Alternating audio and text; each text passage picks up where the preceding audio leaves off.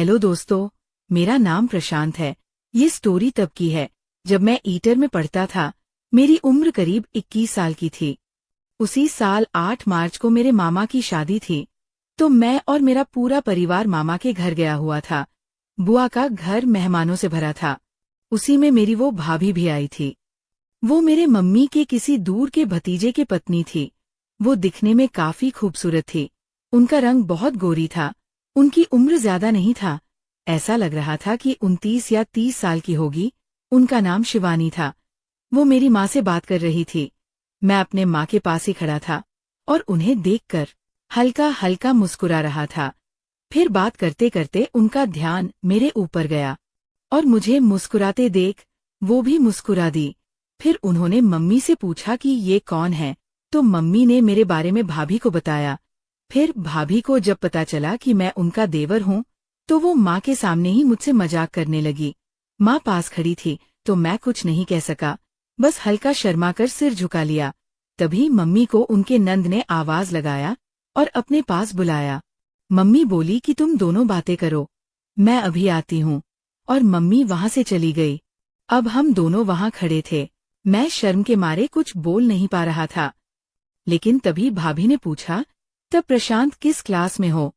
मैं नजरें झुकाकर बोला कि भाभी मैं इंटर में हूँ। इस साल मेरा इंटर का एग्जाम होने वाला है। अब भाभी मुस्कुराते हुए बोली, अच्छा, तो अब हमारे देवर बड़े हो गए हैं, 11वीं में पढ़ते हैं। मैं हिचकिचाकर बस हल्का सा मुस्कराया। वो मेरी तरफ देखती रहीं, जैसे कुछ कहना चाह रही हों। लेकिन फिर उन्होंने माहौल को हल्का करने के लिए खुद ही बात शुरू कर दी। और बताओ, पढ़ाई कैसी चल रही है? मैंने कहा, ठीक ही चल रही है भाभी, बस थोड़ा टेंशन रहता है। पेपर नजदीक है। भाभी ने आंखें थोड़ा चौड़ी करके मजाकिया लहजे में कहा, टेंशन? अरे तुम तो इतने स्मार्ट दिखते हो, तुम्हें क्या टेंशन? मैं फिर थोड़ा शर्मा गया, लेकिन भाभी के अंदाज में एक अपनापन था जिसमें झिझक धीरे धीरे कम हो रही थी। फिर उन्होंने मेरी बाह को हल्के से थपथपाते हुए कहा, वैसे देवर जी, कोई गर्लफ्रेंड वर्लफ्रेंड है या नहीं?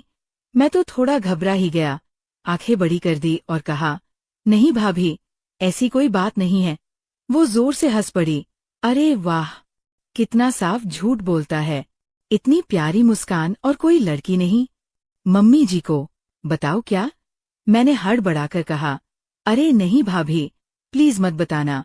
फिर हम दोनों खिलखिलाकर हंस पड़े। इसी बीच भाभी ने मेरी तरफ झुककर फुसफुसाया, वैसे तुम्हारी आंखें बहुत प्यारी है। तुम्हें पता है? मेरी सांस जैसे रुक गई। भाभी की आवाज में कोई हल्की सी गंभीरता थी। मैंने उनकी तरफ देखा। उनकी नजरों में कुछ अजीब था, कुछ ऐसा जो मुझे बेचैन कर रहा था, लेकिन फिर भी अच्छा लग रहा था। थोड़ी देर दोनों चुप रहे। फिर भाभी ने धीरे से कहा, चलो, अब मैं चलती हूँ, बहुत सारा काम है, लेकिन तुमसे फिर बात करूंगी। उन्होंने मुझे एक हल्की सी मुस्कान दी और मुड़कर चली गई। मैं वहीं खड़ा रहा, दिल की धड़कनों को संभालता हुआ। कुछ था जो पहली बार महसूस हो रहा था। उसके बाद से जब भी भाभी मुझसे मिलती, तो हमारे बीच छोटी छोटी बातें और हल्का मजाक हो जाता था। उस दिन शाम को मैं अकेले ही आंगन के कोने में एक चारपाई पर बैठा था। शाम का वक्त था, हल्की ठंडी हवा चल रही थी और शादी का माहौल अपने चरम पर था। तभी भाभी कहीं से आई और मेरे पास चारपाई पर बैठ गई। फिर कुछ देर बाद भाभी अपने पल्लू को संभालते हुए बोली, अब तुम्हारे पेपर को कितने दिन रह गए हैं? मैंने जवाब दिया, भाभी, बस अब तो 2 महीना ही बचा है। यहाँ से जाऊंगा और फिर से पढ़ाई की टेंशन शुरू। भाभी मुस्कुराकर बोली कि कोई टेंशन लेने की जरूरत नहीं है, अभी शादी में एंजॉय कर, फिर जब यहाँ से जाना तो पूरी ताकत से तैयारी कर लेना, सब कुछ अच्छा होगा। उसके बाद हमारी इधर उधर की बातें शुरू हो गई। फिर बातों ही बातों में मैं भाभी से भैया के बारे में पूछ लिया, क्योंकि मेरा भैया से कोई जान पहचान नहीं था। फिर भाभी ने बताया कि तुम्हारे भैया शादी में नहीं आए हैं, वे मुंबई में काम करते हैं और उन्हें छुट्टी नहीं मिली है। फिर मैं हंसते हुए कहा, अरे भाभी, जब भैया मुंबई में रहते हैं तो आपको तो बहुत घुमाया होगा न वहाँ? बीच, समंदर, पार्टी, सब। बस मैंने तो मजाक में कहा था, लेकिन भाभी का चेहरा सुनते ही जैसे एकदम सन्न हो गया। उनकी आंखें थोड़ी बुझ सी गईं, होठों पर जो मुस्कान थी वो जैसे जम गई, और एक अजीब सी खामोशी फैल गई हमारे बीच। मैं चौंक गया, समझ ही नहीं पाया कि मैंने ऐसा क्या कह दिया। वो चुपचाप मुझे देखती रहीं, फिर जैसे खुद को जबरदस्ती खींचते हुए बनावटी मुस्कान ओढ़ ली और बोली, हाँ, तुम्हारे भैया ने बहुत सैर कराई है मुंबई की, बहुत। उसके बाद उन्होंने जल्दी से इधर उधर देखा और बोली, अभी आती हूँ, कुछ काम रह गया था, और वो उठकर चली गई। लेकिन उनका चेहरा जाते जाते बहुत कुछ कह गया। मैं बस उन्हें जाता देखता रहा। मेरे अंदर कुछ अजीब सा चलने लगा था। भाभी की उदासी मुझे अंदर से खल गई। क्या भैया और भाभी के बीच सब ठीक नहीं है? क्या भैया ने उन्हें वो प्यार नहीं दिया जो वो डिजर्व करती हैं? और अगर नहीं, तो क्यों? इतनी प्यारी, समझदार, नरम दिल और हंसती खिलखिलाती सी भाभी, वो इस तरह अचानक टूट क्यों गई? मैं वहीं बैठा रहा और बहुत देर तक सोचता रहा। फिर खुद से कहा, प्रशांत, तू यहाँ शादी में आया है, थोड़ा हंसी मजाक हो गया तो क्या हुआ? भाभी अपनी दुनिया की है, तू अपनी दुनिया का है। शादी बीतेगी, सब अपने अपने घर चले जाएंगे, तुझे इससे क्या? मैं ये सब सोचकर मन को झूठी तसल्ली दिया, लेकिन कहीं न कहीं दिल के किसी कोने में भाभी की वो बुझी हुई आंखें रह गईं, उनकी बनावटी मुस्कान, उनकी चुप्पी, और उनका यूं अचानक उठकर चले जाना। फिर रात का टाइम आ गया। हम सब ने खाना खाया और छत पर सोने चले गए। हम सब खा पीकर सो गए। मेरे बगल में मेरे कई रिश्तेदार लेटे थे। फिर रात को करीब 12 बजे किसी के आने का आभास हुआ, चूड़ी की आवाज से। तो मैंने देखा तो अंधेरे में मुझे कोई औरत आती दिखी। मैंने गौर नहीं किया और चादर ओढ़ के लेट गया। फिर थोड़ी देर बाद मुझे क्या एहसास हुआ कि कोई मुझे जगा रहा है। मैंने देखा तो वो वही भाभी थी। फिर मैं उठा और धीरे से पूछा कि क्या हुआ भाभी? तो उन्होंने अपना मोबाइल दिखाते हुए कहने लगी, इसमें फोन नहीं लग रहा है, जरा देखो इसमें क्या बात है। मैंने देखा तो कुछ ज्यादा प्रॉब्लम नहीं थी। उनका मोबाइल फ्लाइट मोड पर था, तो मैंने नॉर्मल मोड करके ऑन कर दिया। फिर उसके बाद फोन लगने लगा। फिर मैंने फोन भाभी को दे दिया। तो भाभी ने कहा, क्या हुआ था? मैंने बोला, कुछ नहीं, आपने गलती से फ्लाइट मोड ऑन कर दिया था। फिर वो कुछ सेकंड मेरी आंखों में देखती रहीं, शायद कुछ कहने की कोशिश कर रही थी, या शायद खुद से कुछ छुपा रही थी। फिर हल्के से मुस्कुराई और बोली, थैंक यू। मैंने सिर हिलाया और दोबारा चादर ओढ़ने ही वाला था कि उन्होंने अचानक धीरे कहा, प्रशांत, मुझे बाथरूम जाना है, लेकिन नीचे बहुत अंधेरा है, मुझे डर लग रहा है, क्या तुम मेरे साथ चलोगे? मैं एक पल को चौंक गया, लेकिन फिर तुरंत खुद को संभालते हुए बोला, हाँ भाभी, चलिए, कोई बात नहीं। मैंने चप्पल पहनी और भाभी के साथ सीढ़ियां उतरने लगा। अंधेरा गहरा था, नीचे का आंगन शांत था। भाभी मेरे बिल्कुल पास चल रही थी। फिर हम बाथरूम के पास पहुंचे।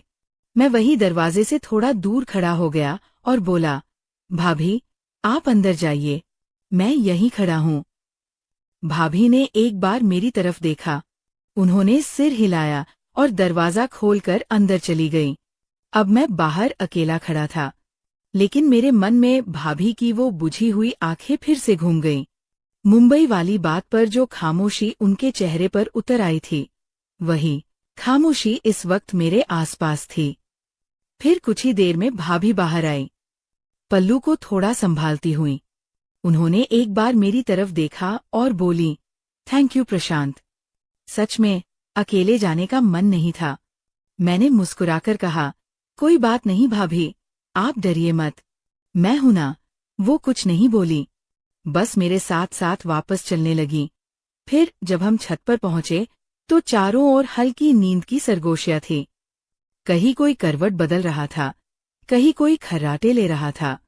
मैं धीमे कदमों से अपने बिस्तर की ओर बढ़ा। भाभी भी अपने कोने वाले बिस्तर की ओर मुड़ी, लेकिन जैसे ही मैं अपने बिस्तर के पास गया तो देखा, वहां कोई और लेटा था, शायद नींद में सरकते सरकते मेरी जगह पर आ गया था। मैं थोड़ा झुका, उसे उठाने ही वाला था कि तभी पीछे से भाभी की धीमी आवाज आई, प्रशांत, रुक जाओ, उसे मत उठाओ। मैंने पलटकर देखा, भाभी कुछ कदम दूर खड़ी थी। तुम मेरे साथ चलो, उन्होंने धीरे से कहा। मेरे बिस्तर पर काफी जगह है, मैं अकेली ही सो रही हूँ, तुम एक साइड हो जाना। मैं एक पल को ठिठका, दिल की धड़कन जैसे थोड़ी तेज हो गई। फिर मैंने सिर हिलाया और उनके पीछे पीछे चल पड़ा। छत का वो कोना बाकी जगहों से अलग था। वहां थोड़ी सी हवा ज्यादा थी और बाकी लोगों से थोड़ा दूर होने के कारण एक अलग ही सन्नाटा था। भाभी ने अपना बिस्तर कोने में लगाया था, चादर एकदम करीने से बिछी हुई, सिरहाने पर एक हल्का तकिया और एक छोटा सा रजाई किनारे रखा हुआ। फिर वहां पहुंच भाभी चुपचाप एक ओर खिसक गई और मैंने उनकी दूसरी ओर बहुत ध्यान से किनारे पर जाकर लेटने की जगह बना ली। हम दोनों कुछ देर चुप रहे। मैं चुपचाप आसमान की ओर देख रहा था। दिल में कई सवाल थे, लेकिन जुबान पर कोई शब्द नहीं। तभी भाभी की धीमी, लगभग फुसफुसाती आवाज आई, प्रशांत, आज अच्छा लगा है कि तुम साथ हो। मैंने उनकी तरफ नहीं देखा, बस धीरे से कहा, मुझे भी, भाभी। फिर कुछ देर दोनों चुप रहे। छत की उस ठंडी रात में हम दोनों एक ही बिस्तर पर थे। मैंने आंखें बंद कर ली थीं, पर नींद मुझसे कोसों दूर थी, क्योंकि मेरे मन में शाम को हुई वो बातें घूम रही थी। आखिर भाभी मुंबई वाली बात पर यूं अचानक शांत क्यों हो गई थी?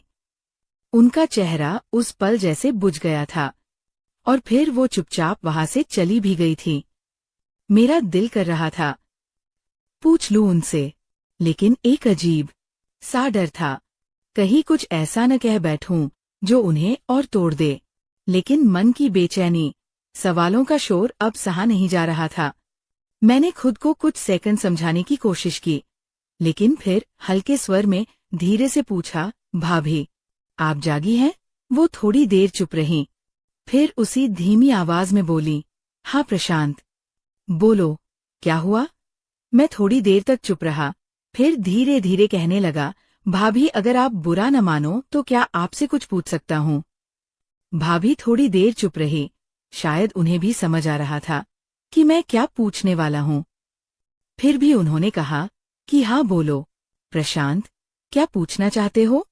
फिर मैं धीमी आवाज में बोला, आज शाम जब मैंने आपसे मुंबई घूमने की बात की थी, तब आप अचानक शांत हो गई थी, फिर ऐसे चली भी गई।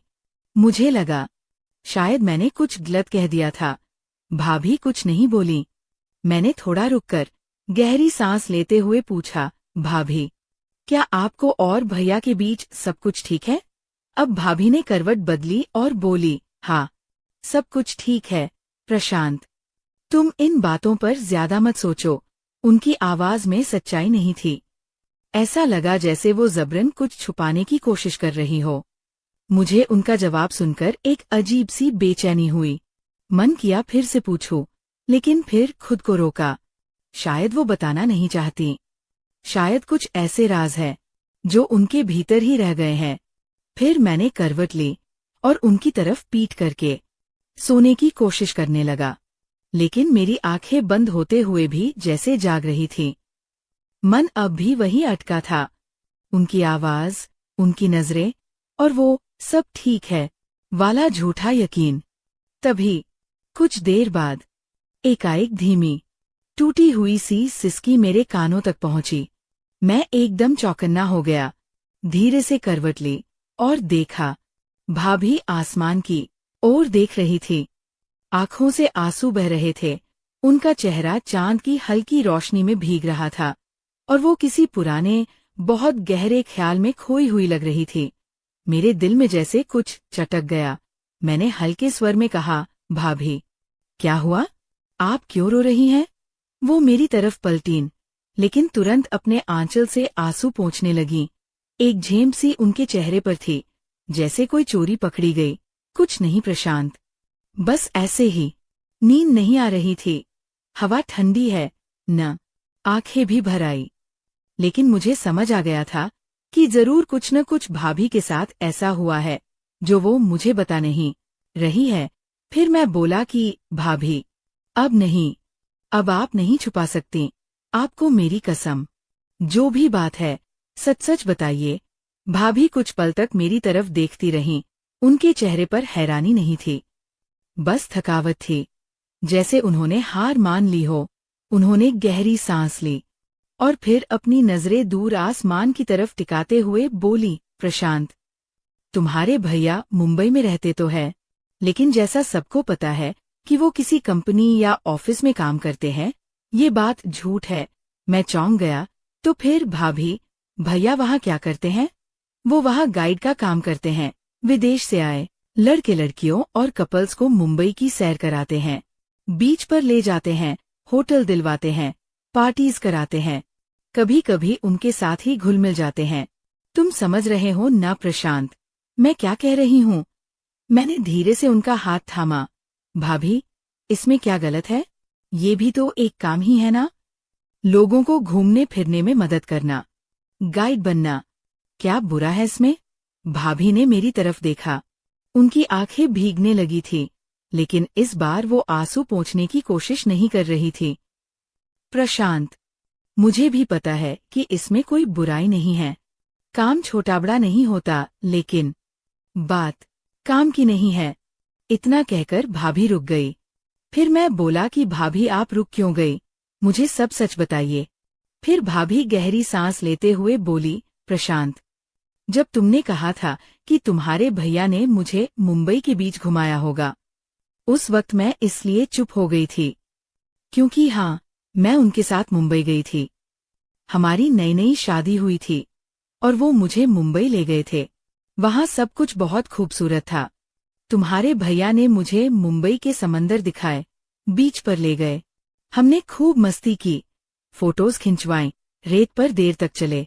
जैसे हर नई दुल्हन सपने देखती है, वैसे ही मैंने भी देखे थे। उनकी आंखें उस वक्त मुस्कराईं, लेकिन पल भर में फिर बुझ गईं। फिर उसी रात हम एक होटल में रुके। बीच के पास ही एक छोटा सा सुंदर कमरा था। मैं बहुत थकी हुई थी, इसलिए जल्दी सो गई। लेकिन रात को मेरी आंख अचानक खुल गई और मैंने देखा कि वो बिस्तर पर नहीं हैं। मुझे लगा जैसे कि वो बाथरूम गए होंगे, लेकिन जब कुछ देर तक वो नहीं आए तो मैंने उन्हें कमरे के बाथरूम में ढूंढा, लेकिन वो वहां नहीं थे। फिर मैं उन्हें ढूंढते हुए बाहर निकल गई, लॉबी में देखा, फिर रिसेप्शन से होते हुए बाहर बीच की तरफ गई। और जब मैं बीच पर पहुंची, मैंने देखा तुम्हारे भाभी एक फिरंगी लड़की के साथ रेत पर बैठे थे। नहीं प्रशांत, बैठे नहीं थे, उनकी आवाज टूटने लगी थी। वो उसके बहुत पास थे, जैसे मैं उनके लिए थी ही नहीं, जैसे मैं बस एक पड़ाव थी। और अब कोई नया चेहरा, नई खुशबू उनके साथ थी। मेरा दिल बैठ गया था। मैं वहीं चुपचाप खड़ी रही कुछ पल, फिर लौट आई। कमरे में आकर खुद को बंद कर लिया। उस रात मुझे एक पल भी नींद नहीं आई। मेरी शादी, मेरा सपना, सब जैसे उसी रेत में बह गया था। फिर जब सुबह होने वाली थी, तभी दरवाजा खुलने की आहट आई। भैया वापस आ गए थे। वो दबे पांव कमरे में दाखिल हो रहे थे, जैसे उन्हें डर हो कि मैं जाग न जाऊं। लेकिन मैं तो पहले से उनके पीछे खड़ी थी। वो मुझे देखकर डर गए। फिर मैं उनसे सब जानते हुए भी सवाल की कि वो रात को कहाँ गए थे, क्योंकि मैं उनके मुंह से सुनना चाहती थी। लेकिन उन्होंने फौरन बहाना बना दिया, कहा कि बाहर हवा खाने चला गया था। फिर कुछ देर बीच पर बैठा रहा, कुछ पुरानी बातें सोच रहा था। उनके मुंह से ये सुनकर मेरी आंखों में आंसू आ गए। फिर मैंने कह दिया कि मैंने सब देख लिया है। मैं जानती हूँ वो रात को कहाँ थे और किसके साथ थे। तो वो थोड़ा घबरा तो गए, लेकिन शर्मिंदा नहीं हुए। उनकी आवाज में अब कंपी थी। फिर वो उल्टा सफाई देने लगे, कहने लगे तुम कुछ गलत समझ रही हो, ये सब मेरे काम का हिस्सा है। मैं जो करता हूँ वो मजबूरी है। ये फिरंगी लड़कियां अकेली आती है, उन्हें यहाँ के लोगों का साथ चाहिए होता है।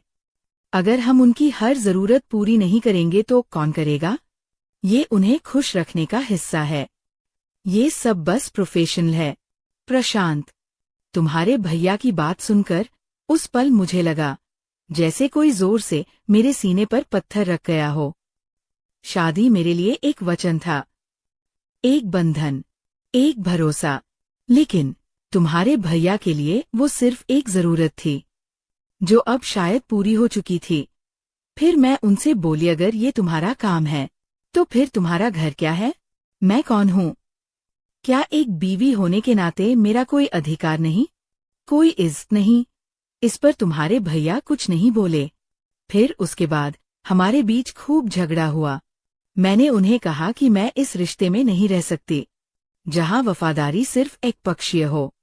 तो उन्होंने कहा, तुम गांव की लड़की हो, तुम्हें मुंबई की दुनिया समझ नहीं आएगी, तुम ड्रामा मत करो। उनकी बात सुनकर मेरे दिल में एक टीस उठी। मैं अब वहां एक पल के लिए भी रुकना नहीं चाहती थी। मैं अपना सारा सामान समेटी, बैग में रखा और वहां से निकल गई। प्रशांत, तुम्हारे भैया ने मुझे रोकने की भी कोशिश नहीं की। मैं एक टैक्सी ली और सीधे स्टेशन पहुंची और सुबह की पहली ट्रेन से अपने गांव लौट आई। मैंने पूछा, फिर भैया, उन्होंने आपको एक बार भी फोन किया? भाभी हंसी, एक थकी हुई, बुझी हुई हंसी। नहीं प्रशांत, उन्हें कोई अफसोस नहीं था। न फोन आया, न कोई खबर ली। शायद उनके लिए मैं सिर्फ एक फेज थी, जो अब बीत चुका था। भाभी चुप हो गई थी। छत पर अब सिर्फ भाभी की धीमी सांसें सुनाई दे रही थीं और मेरा दिल भारी होता जा रहा था। फिर भाभी बोली, मुझे ये सब किसी से कहने का मन कभी नहीं हुआ प्रशांत, लेकिन आज शायद पहली बार लगा कि कोई है जो मेरी बातें सुनना चाहता है, बिना जज किए, बिना सवाल किए। मैंने बहुत धीमे से उनके हाथ पर अपना हाथ रखा। मैं भाभी की आंखों में देख रहा था, वो आंखें जो बरसों से खामोश थीं, आज पहली बार बोल रही थी। उनमें आंसू नहीं थे अब, बस एक थकान थी, एक गहरी निराशा जिसे शब्दों में बांधना मुश्किल था। मैंने कुछ कहने के लिए होंठ खोले, लेकिन फिर बंद कर लिए। क्या कहता, क्या जवाब था मेरे पास उनके टूटे भरोसे का, उस दर्द का जो उन्होंने अकेले सहा? मैंने बस उनका हाथ थामे रखा, वो हाथ जो कांप रहे थे, जिनमें अब भी अपने होने की कोई उम्मीद बाकी थी। मैं जानता था, मैं उनके लिए ज्यादा कुछ नहीं कर सकता। मैं उनकी टूटी हुई जिंदगी को जोड़ नहीं सकता, उनके बीते साल वापस नहीं ला सकता, उनके घाव नहीं भर सकता। मैं बस उनके पास था, चुपचाप, बिना कुछ कहे। कभी कभी किसी के पास होना ही सबसे बड़ी सांत्वना होती है। भाभी की आंखें बंद थी, पर उनके चेहरे पर अब एक हल्की सी शांति थी। शायद इसलिए कि उन्होंने सब कह दिया था। तो दोस्तों, ये थी हमारी आज की छोटी सी कहानी। अगर आपको ये कहानी पसंद आई हो तो इसे लाइक करें और अपने दोस्तों के साथ शेयर करें। आगे भी ऐसी ही रोमांचक कहानियों के लिए हमारे चैनल को सब्सक्राइब जरूर अकेली ही करें। घर में सोई थी, धन्यवाद। मुझे नींद नहीं आ रही थी क्योंकि मेरे पति का जॉब नाइट का हो गया था। मैं अपने पति को याद कर रही थी। तभी मेरे ससुर जी मेरे सामने आकर खड़े हो गए। मैं उन्हें देखकर चौंक पड़ी। तभी मेरे ससुर धीरे धीरे, दोस्तों, मैं आप लोगों को दिल से धन्यवाद करती हूँ। आप लोग के सपोर्ट से मेरी YouTube फैमिली 1000 हो चुकी है। दोस्तों, ऐसे ही अपना प्यार और सपोर्ट बनाए रखिए और जल्दी से जल्दी 2000 सब्सक्राइबर पूरा कर दीजिए। दोस्तों, मैं आपको एक से बढ़कर एक कहानी रोज लाते रहूंगी। दोस्तों, आगे की कहानी सुनाती हूँ। पर दोस्तों, अभी भी जो लोग चैनल को सब्सक्राइब नहीं किए हो, जल्दी से कर दीजिए और वीडियो को लाइक करके मेरा सपोर्ट कर दीजिए। चलिए सुनाती हूँ आपको आज की इंटरेस्टिंग कहानी। सुहानी रात थी। चांद की रोशनी खिड़की से कमरे में आ रही थी। कमरे में मन प्रकाश फैला हुआ था। चारों ओर शांति थी, लेकिन उस शांति में भी एक अजीब सी बेचैनी थी। दिव्या बिस्तर पर बैठी हुई थी। उसकी आंखों में नींद नहीं थी, बस एक अजीब सा ख्याल बार बार दिमाग में घूम रहा था। उसे अपने ससुर की बातों का याद आ रहा था। तुम्हारा साथ पाकर मैं एक बार फिर से जिंदगी जीने लगा हूँ। ये शब्द बार बार उसकी सोच में गूंज रहे थे। वह समझ नहीं पा रही थी कि यह केवल एक सहज भाव था या इसके पीछे कोई गहरी भावना छुपी थी। वह जानती थी कि उसके ससुर एक आदर्शवादी इंसान थे, लेकिन उनका व्यवहार पिछले कुछ दिनों से कुछ बदला सा लग रहा था। कभी अचानक उसकी ओर देखना, कभी बिना वजह पास आकर बैठना। फिर एक दिन जब वह अकेली थी, उसके ससुर ने उसके कंधे पर हाथ रखा और कहा, दिव्या, तुम मेरे जीवन की एक नई उम्मीद हो। वह समझ नहीं पा रही थी कि इस वाक्य का क्या मतलब था। क्या यह केवल एक ससुर की अपनी बहू के प्रति स्नेह का इजहार था या फिर इसके पीछे कोई और भावना थी। दिव्या के मन में कई सवाल उठ रहे थे। वह जानती थी कि यह स्थिति बहुत ही नाजुक थी। एक तरफ वह अपने ससुर का आदर करती थी, दूसरी ओर वह अपने पति विक्रम को बहुत प्यार करती थी, जो अभी व्यापार के सिलसिले में बाहर था। उसे समझ नहीं आ रहा था कि वह इस स्थिति को कैसे संभाले। वह सोच रही थी कि अगर वह विक्रम को यह सब बताएगी तो वह क्या सोचेगा। उस रात वह बहुत देर तक सो नहीं पाई। बार बार उसकी आंखों में वही सवाल थे। उसे लगा कि शायद वह कुछ ज्यादा ही सोच रही है, लेकिन उसके दिल की धड़कनें बढ़ती जा रही थी। अगले दिन जब वह किचन में काम कर रही थी, उसके ससुर आकर उसके पास खड़े हो गए और धीरे से कहा, दिव्या, तुमने मेरे जीवन में फिर से रंग भर दिए हैं। दिव्या चौंक कर पीछे मुड़ी। उसने अपने ससुर की आंखों में कुछ अजीब सा देखा। वह कुछ कहना चाह रही थी, लेकिन शब्द उसके होठों पर आकर रुक गए। दिव्या का मन अब और भी ज्यादा अशांत हो गया था। वह हर पल अपने ससुर की बातों को याद कर रही थी, सोच रही थी कि आखिर यह सब क्या है। क्या वह अपने ही मन में कुछ ज्यादा सोच रही है, या फिर उसके ससुर की नजरों में वाकई कुछ ऐसा था जिसे वह समझ नहीं पा रही थी। वह चाहती थी कि किसी से बात करे, परंतु वह जानती थी कि यह इतना आसान नहीं था। वह अपनी माँ से भी कुछ नहीं कह सकती थी, क्योंकि वह जानती थी कि उसके घर वाले इसे कभी नहीं समझ पाएंगे। अगले दिन सुबह जब वह नाश्ता बना रही थी, उसके ससुर फिर से किचन में आ गए। उन्होंने कहा, दिव्या, तुम्हारी हाथों की बनी चाय पीने का मन कर रहा है। दिव्या ने धीमे से मुस्कुराते हुए कहा, जी पापा, अभी लाती हूँ। लेकिन उसके हाथ कांप रहे थे। उसने चाय बनाई और उनके सामने रख दी। जब वह जाने लगी तो उन्होंने उसका हाथ पकड़ लिया और कहा, दिव्या, तुम्हें पता है, तुम्हारी मुस्कान में एक अजीब सी कशिश है जो मुझे जीने की उम्मीद देती है। दिव्या का चेहरा लाल हो गया। वह समझ नहीं पा रही थी कि इस पर कैसे प्रतिक्रिया दे। वह कुछ पल चुप रही, फिर धीमे से कहा, पापा, आप ऐसा क्यों कह रहे हैं।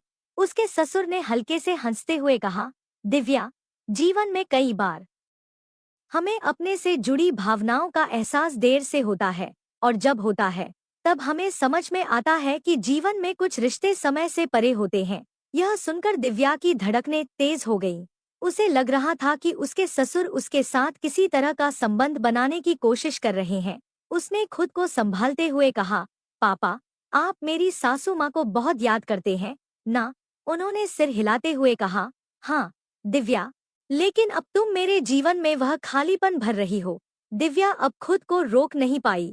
उसने धीरे से कहा, पापा, मैं आपकी बहू हूँ और मेरा फर्ज है कि मैं अपने परिवार का ख्याल रखूं। लेकिन वह अपनी बात पूरी नहीं कर पाई। उसके ससुर ने बीच में ही कहा, दिव्या, मैं जानता हूँ, लेकिन तुमसे बात करके दिल को बहुत सुकून मिलता है। दिव्या वहां से निकल आई। उसका दिल बहुत तेजी से धड़क रहा था। वह समझ नहीं पा रही थी कि यह सब कैसे संभाले। उसके मन में एक अजीब सी बेचैनी थी। वह खुद को कमरे में बंद कर लिया। उसने सोचा कि विक्रम को फोन कर सब कुछ बता दे, लेकिन फिर उसे लगा कि कहीं वह गलत तो नहीं कर रही। उसकी आंखों से आंसू बहने लगे। वह जानती थी कि वह एक ऐसी उलझन में फंस गई है जहां कोई सही रास्ता नहीं दिख रहा। वह सोच रही थी कि क्या करे। तभी दरवाजे पर दस्तक हुई। उसके ससुर दरवाजे के बाहर खड़े थे। उन्होंने कहा, दिव्या, क्या तुम मुझसे नाराज हो। दिव्या ने धीरे से दरवाजा खोला और कहा, नहीं पापा, बस थोड़ा परेशान हूँ। उन्होंने उसके सिर पर हाथ रखा और कहा, तुम बहुत समझदार हो दिव्या, मुझे उम्मीद है कि तुम मुझे समझ पाओगी। वह मुड़ी और अपने कमरे में चली गई। वह सोच रही थी कि अब आगे क्या होगा। वह अपने जीवन में इस अजीब मोड़ पर खड़ी थी, जहां उसे कोई रास्ता नहीं सूझ रहा था। उसके दिल में एक तूफान था, लेकिन वह जानती थी कि उसे खुद को संभालना होगा। दिव्या अब पूरी तरह से उलझन में थी। उसे समझ नहीं आ रहा था कि वह इस स्थिति से कैसे निपटे। उसने तय किया कि वह अपने ससुर से दूरी बनाएगी, लेकिन यह करना इतना आसान नहीं था। घर में रहते हुए हर दिन, हर पल उनसे सामना होता था। अगले दिन जब वह काम कर रही थी, उसके ससुर ने उसे बुलाया। दिव्या, मुझे तुमसे कुछ जरूरी बात करनी है। दिव्या का दिल धड़कने लगा। वह चाहती थी कि यह सब खत्म हो जाए, लेकिन उसने खुद को संभाला और कहा, जी पापा, कहिए। उसके ससुर ने धीरे से कहा, दिव्या, मुझे लगता है कि तुम कुछ परेशान हो। मैं नहीं चाहता कि तुम्हें मेरे कारण कोई परेशानी हो। दिव्या ने कहा, पापा, मैं ठीक हूँ, आप मेरी चिंता मत कीजिए। लेकिन उसके ससुर ने उसकी बात को अनसुना कर दिया और बोले, देखो दिव्या, तुम मेरी बहू हो और मैं तुम्हारा ससुर हूँ, लेकिन इसका मतलब यह नहीं है कि हम एक दूसरे से खुलकर बात नहीं कर सकते। दिव्या ने उनकी बात का जवाब देने की बजाय खुद को काम में व्यस्त कर लिया। लेकिन उसके ससुर उसके करीब आ गए और धीमी आवाज में कहा, दिव्या, मैं जानता हूँ कि तुम्हारे मन में या चल रहा है, लेकिन मैं सिर्फ इतना कहना चाहता हूँ कि तुम मुझे गलत मत समझो। मैं तुमसे सिर्फ बात करना चाहता हूँ। दिव्या ने नजरें झुका लीं। उसके ससुर ने कहा, देखो दिव्या, मैं तुम्हें कोई तकलीफ नहीं देना चाहता, लेकिन जब से तुम इस घर में आई हो, मुझे ऐसा लगता है कि मेरा जीवन बदल गया है। तुम मुझे समझती हो, मेरा ख्याल रखती हो, और मैं चाहता हूँ कि हम दोनों एक दूसरे का सहारा बने। दिव्या ने उनकी बात सुनकर कहा, पापा, मैं आपकी बहू हूँ और मेरा कर्तव्य है कि मैं अपने परिवार का ख्याल रखूं। लेकिन उसकी आवाज कांपने लगी।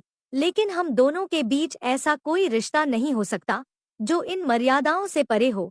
उसके ससुर ने एक गहरी सांस ली और कहा, दिव्या, मुझे पता है कि यह आसान नहीं है, लेकिन मैंने अपने जीवन में बहुत अकेलापन सहा है, और अब जब तुम मेरे पास हो, मैं खुद को खुश महसूस करता हूँ।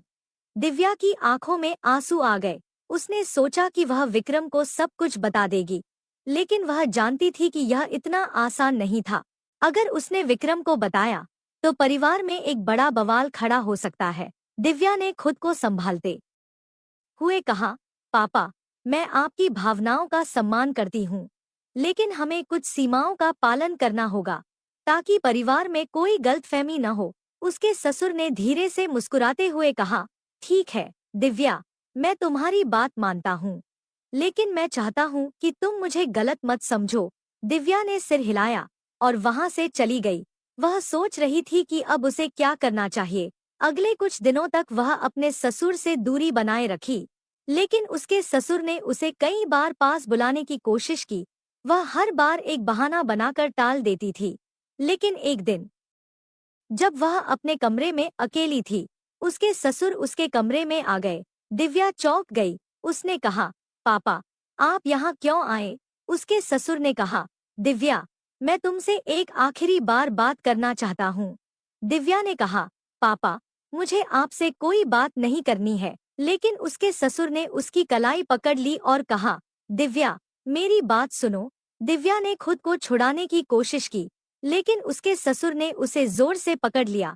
दिव्या घबरा गई। उसने अपने ससुर को धक्का दिया और भागकर बाहर चली गई। वह सीधे अपने कमरे में जाकर दरवाजा बंद कर लिया। उसका दिल जोर जोर से धड़क रहा था। उसे समझ नहीं आ रहा था कि अब क्या करे। उसने फैसला किया कि अब वह और चुप नहीं रहेगी। वह विक्रम को सब कुछ बता देगी, चाहे उसके बाद जो भी हो। वह फोन उठाकर विक्रम का नंबर मिलाने लगी, लेकिन उसके हाथ कांप रहे थे। उसने खुद को शांत करने की कोशिश की और फोन मिलाया। विक्रम ने फोन उठाया। हेलो दिव्या, सब ठीक है? दिव्या की आवाज कांप रही थी। उसने कहा, विक्रम, मुझे तुमसे कुछ बहुत जरूरी बात करनी है। विक्रम ने चिंता से कहा, क्या हुआ दिव्या? दिव्या ने कहा, विक्रम, यह बात फोन पर नहीं हो सकती। तुम घर जल्दी आ सकते हो? विक्रम ने कहा, ठीक है, मैं ऑफिस से निकलता हूँ। तुम चिंता मत करो। दिव्या ने फोन रखा और गहरी सांस ली। वह जानती थी कि अब यह एक नई शुरुआत होगी, एक ऐसा फैसला जो उसके पूरे जीवन को बदल सकता है। विक्रम के घर लौटने का इंतजार करते हुए दिव्या ने मन ही मन खुद को तैयार किया। चाहे जो भी हो, अब वह सच्चाई का सामना करेगी।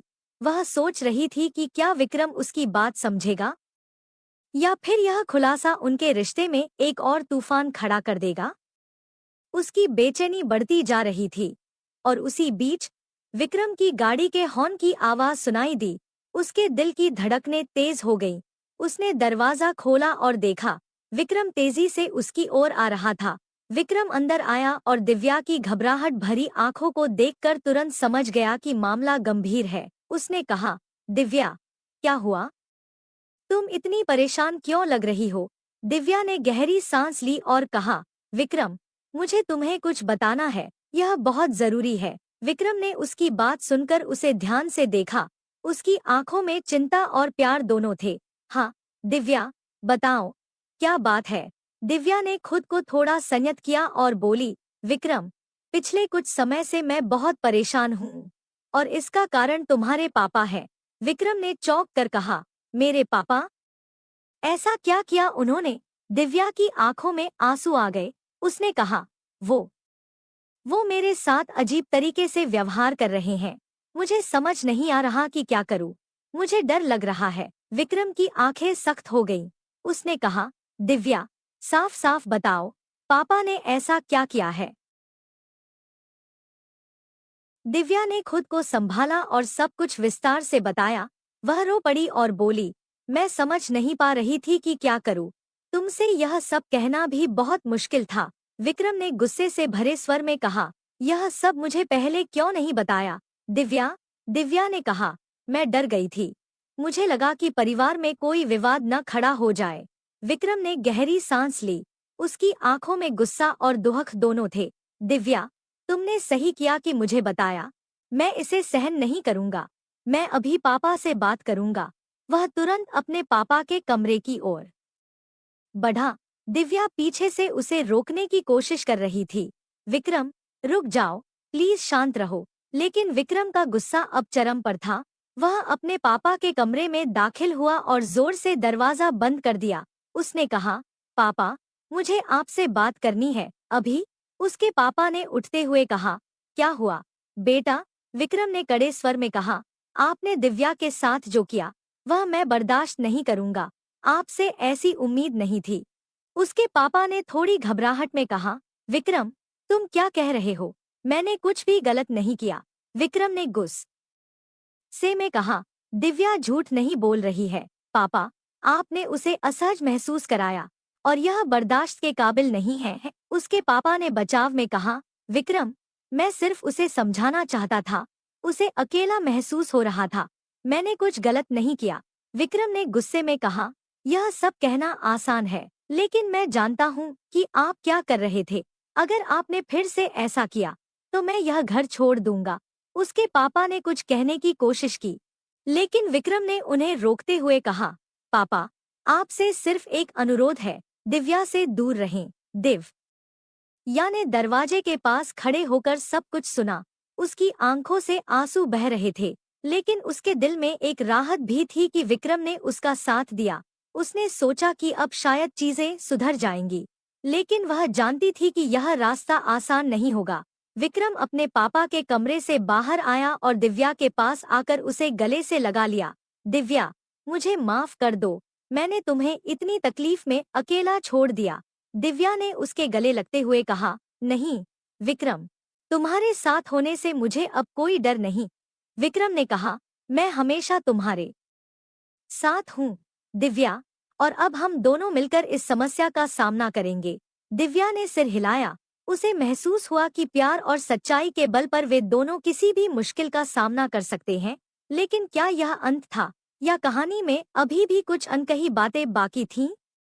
आगे के दिनों में विक्रम और दिव्या ने अपने रिश्ते को और मजबूत किया, लेकिन घर का माहौल तनावपूर्ण रहा। विक्रम के पापा ने खुद को घर के बाकी लोगों से अलग कर लिया था। दिव्या को समझ में आ रहा था कि एक संघर्ष ने अभी एक नया मोड़ लिया है और उसे अभी और संघर्ष करना होगा। आखिरकार उसने सोचा, यह कहानी अभी खत्म नहीं हुई है, अब भी बहुत कुछ बाकी है। शायद समय के साथ हर घाव भर जाए और प्यार की जीत हो। अगले कुछ दिनों तक घर में एक अजीब सा सन्नाटा छाया रहा। विक्रम के पापा का व्यवहार भी बदल चुका था। वे अधिकतर समय अपने कमरे में बंद रहते और परिवार के किसी भी सदस्य से बात नहीं करते थे। विक्रम और दिव्या को भी समझ नहीं आ रहा था कि वे इस स्थिति को कैसे संभालें। दिव्या ने कई बार कोशिश की कि वह विक्रम के पापा से बात करे, लेकिन हर बार उन्होंने उसे टाल दिया। एक दिन उसने हिम्मत जुटाई और उनके कमरे के दरवाजे पर दस्तक दी। अंदर से कोई आवाज नहीं आई। उसने दरवाजे को थोड़ा सा धक्का दिया और देखा कि वे अपनी कुर्सी पर बैठे हुए थे। उनकी आंखों में गहरा अवसाद और अकेलापन साफ झलक रहा था। दिव्या ने धीरे से कहा, पापा, क्या मैं अंदर आ सकती हूँ? उनके पापा ने बिना उसकी ओर देखे कहा, हाँ, आ जाओ। दिव्या ने धीमे कदमों से अंदर जाकर कहा, पापा, मुझे आपसे बात करनी है। उन्होंने उसकी ओर देखा। उनकी आंखें थकी हुई लग रही थी। उन्होंने कहा, कहिए, दिव्या। दिव्या ने अपनी आवाज को नरम रखते हुए कहा, पापा, मैं जानती हूँ कि आप मुझसे नाराज हैं, लेकिन मेरी इच्छा सिर्फ यही है कि इस घर का माहौल पहले जैसा खुशहाल हो जाए। उनके पापा ने थोड़ी देर चुप रहकर कहा, दिव्या, मुझे तुम्हारी कोई बात समझ नहीं आ रही है। मैं बस अकेला रहना चाहता हूँ। मुझसे कोई बात मत करो। दिव्या ने हार न मानते हुए कहा, पापा, आप मुझसे या विक्रम से नाराज होकर खुद को और हमें दुखी कर रहे हैं। मैं जानती हूँ कि शायद मैंने आपको गलत समझा होगा, लेकिन हम सभी परिवार हैं और हमें साथ रहना चाहिए। उनके पापा ने लंबी सांस लेते हुए कहा, मैंने कभी नहीं चाहा कि घर में इस तरह का तनाव हो, लेकिन मेरी भी कुछ भावनाएं हैं जिन्हें शायद कोई नहीं समझता। दिव्या ने उनकी आंखों में देखते हुए कहा, पापा, हम आपकी भावनाओं को समझने की कोशिश करेंगे, लेकिन आप भी हमें समझिए। मैं चाहती हूँ कि हम फिर से एक परिवार की तरह साथ रहें। उनके पापा की आंखों में कुछ नरमी आई। उन्होंने कहा, दिव्या, शायद तुम ठीक कह रही हो। मुझे भी शायद गलती का एहसास हुआ है। पर दिव्या ने तुरंत कहा, पापा, गलती किससे नहीं होती? हम सब इंसान हैं। हमें माफ करना और एक दूसरे को समझना आना चाहिए। उनके पापा की आंखों में आंसू आ गए। उन्होंने कहा, शायद मैंने तुम्हें गलत समझा और खुद को भी। दिव्या ने मुस्कुराते हुए कहा, पापा, अगर आप चाहें तो सब कुछ पहले जैसा हो सकता है। हम सब फिर से खुश रह सकते हैं। उन्होंने पहली बार मुस्कुराते हुए कहा, शायद तुम सही कह रही हो, दिव्या। मैं कोशिश करूंगा। दिव्या ने खुशी खुशी कहा, धन्यवाद, पापा। मुझे यकीन है कि सब ठीक हो जाएगा। उस दिन के बाद से विक्रम के पापा का व्यवहार बदलने लगा। उन्होंने दिव्या से बात करने की कोशिश की और विक्रम से भी अपने रिश्ते को सुधारने का प्रयास किया। धीरे धीरे घर का माहौल फिर से सामान्य होने लगा, लेकिन एक चीज अभी भी बाकी थी, जो दिव्या के दिल में खटक रही थी। वह जानना चाहती थी कि इस सब के पीछे असली कारण क्या था। एक दिन उसने विक्रम से कहा, विक्रम, क्या तुमने कभी सोचा है कि पापा का ऐसा व्यवहार क्यों था? विक्रम ने सिर हिलाते हुए कहा, हाँ, दिव्या, मैं भी सोचता हूँ, लेकिन मैंने कभी उनसे पूछने की हिम्मत नहीं की। दिव्या ने कहा, शायद हमें उनसे बात करनी चाहिए, उन्हें समझने की कोशिश करनी चाहिए। विक्रम ने सहमति में सिर हिलाया और कहा, हाँ, हम कोशिश करेंगे, लेकिन शायद हमें थोड़ा समय देना चाहिए। दिव्या ने कहा, ठीक है, लेकिन हम उन्हें अकेला नहीं छोड़ सकते। हमें उनके पास रहना होगा। विक्रम ने उसकी बात मान ली। वे दोनों मिलकर अब एक नई शुरुआत करने की तैयारी में थे, लेकिन उन्हें पता था कि यह यात्रा आसान नहीं होगी। इस बीच दिव्या ने महसूस किया कि उसे अपनी सास से भी बात करनी चाहिए, ताकि घर में सब कुछ सामान्य हो सके। दिव्या ने अपनी सास के कमरे की ओर कदम बढ़ाए। उसकी सास अक्सर अपने कमरे में अकेली रहती थी। उनके चेहरे पर उदासी की लकीरें साफ दिखाई देती थीं। दिव्या जानती थी कि उन्हें समझने के लिए उसे उनके करीब जाना होगा। उसने दरवाजा खटखटाया। सास ने धीरे से कहा, कौन है? दिव्या ने जवाब दिया, मैं हूँ, माँ। सास ने दरवाजा खोला और दिव्या को देखकर हल्की मुस्कान के साथ कहा, आओ बेटी, अंदर आओ। दिव्या ने कमरे में दाखिल होते ही महसूस किया कि कमरे का माहौल बोझिल था। दीवारों पर उनकी पुरानी तस्वीरें थीं, जिनमें वह अपने पति के साथ मुस्कुराते हुए खड़ी थी। दिव्या ने उन तस्वीरों की ओर इशारा करते हुए कहा, माँ, आप इन तस्वीरों में कितनी खुश लग रही हैं। सास की आंखों में नमी आ गई। उन्होंने धीमे स्वर में कहा, वो समय अलग था दिव्या, तब सब कुछ ठीक था, सब खुश थे। दिव्या ने उनके पास बैठते हुए कहा, माँ, मैं जानती हूँ कि कुछ चीजें बदल जाती हैं, लेकिन क्या हम उन खुशियों को वापस नहीं ला सकते? सास ने गहरी सांस लेते हुए कहा, दिव्या, मैं हमेशा से चाहती थी कि इस घर में सब खुश रहें, लेकिन कभी कभी हालात हमारे काबू में नहीं होते। दिव्या ने उनकी आंखों में देखते हुए कहा, माँ, अगर हम सब मिलकर कोशिश करें तो शायद हम इन हालात को बदल सकते हैं। पापा भी अब बदलने की कोशिश कर रहे हैं। सास ने सिर हिलाते हुए कहा, मैं जानती हूँ बेटी, पर मेरे दिल में एक डर है जो मुझे चैन से जीने नहीं देता। दिव्या ने धीरे से पूछा, कैसा डर माँ? सास ने अपनी आवाज में दर्द को छिपाने की कोशिश करते हुए कहा, मुझे डर है कि अगर मैंने फिर से सब पर भरोसा किया और फिर से वही सब दोहराया गया तो शायद मैं टूट जाऊंगी। दिव्या ने उनका हाथ थामते हुए कहा, माँ, आप अकेली नहीं हैं, हम सब आपके साथ हैं और हम सब मिलकर इस डर को दूर करेंगे। सास की आंखों में थोड़ी सी उम्मीद की चमक आई। उन्होंने कहा, अगर तुम कहती हो तो मैं भी कोशिश करूंगी। दिव्या ने उन्हें गले लगाते हुए कहा, हम सब मिलकर एक नई शुरुआत करेंगे।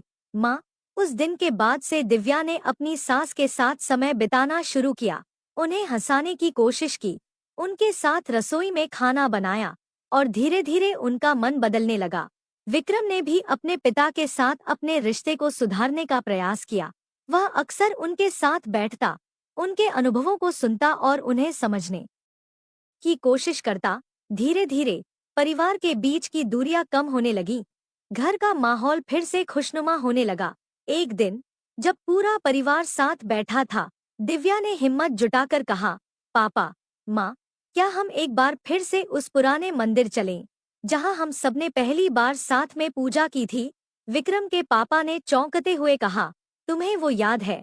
दिव्या ने मुस्कुराते हुए कहा, हाँ पापा, वो हमारी पहली पूजा थी जिसमें हम सब साथ थे और वो दिन बहुत खास था। सभी ने इस विचार पर सहमति जताई। वे सब मिलकर मंदिर जाने की तैयारी करने लगे। मंदिर पहुंचने पर पुरानी यादें ताज़ा हो गईं। सभी ने मिलकर पूजा की और एक नई शुरुआत की कामना की। मंदिर के बाहर निकलते वक्त विक्रम के पापा ने दिव्या से कहा, दिव्या, मुझे आज समझ में आया कि तुम इस घर की असली शक्ति